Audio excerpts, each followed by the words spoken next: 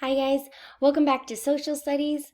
On Monday, we started talking about perspectives again, but instead of thinking about characters, we're thinking about real life people, real life things that happened, and we looked at maps even, and stories, different stories we hear about history and what's happened in our country or in the world. And today I really want to talk about why. Why would we even try to see from someone else's perspective? Why would we try to look at more than one person's view of what happened? And I'm going to tell you the first one. The first one is so that we can understand people.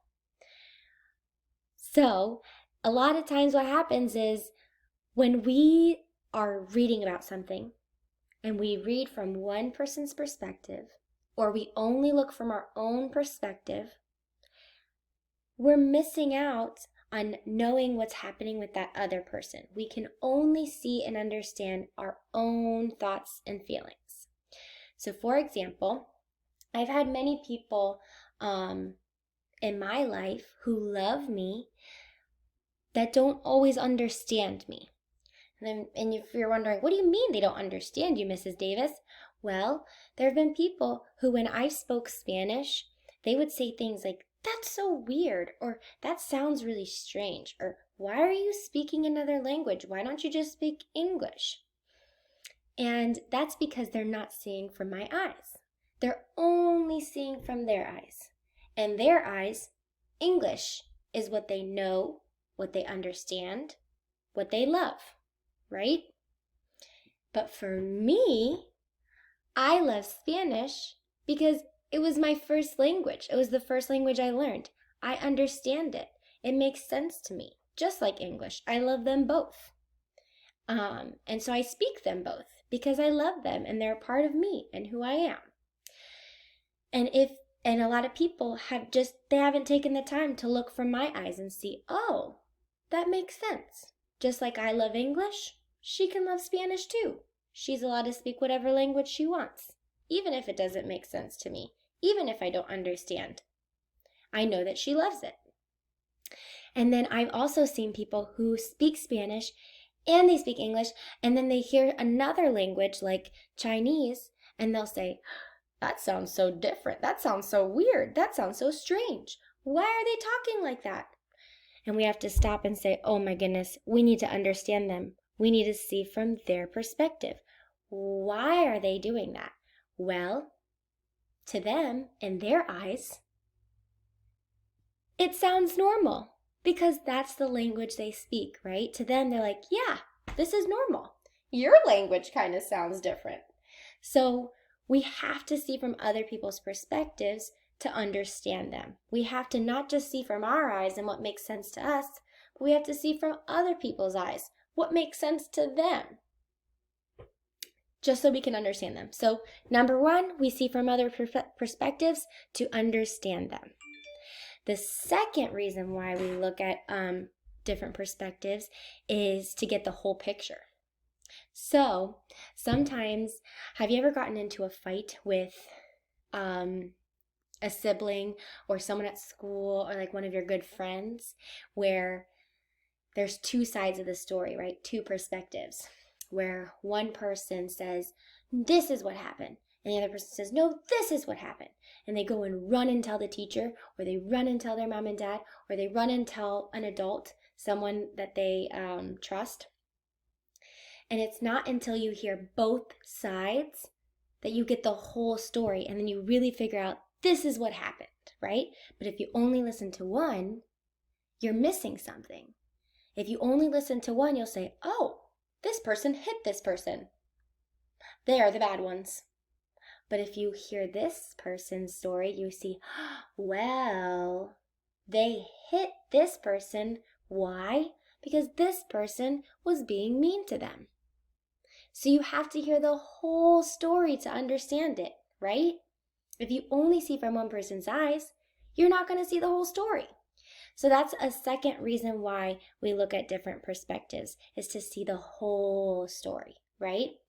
Now, I have a fun little movie, like it's a short movie by Disney, and I want you to watch the whole thing.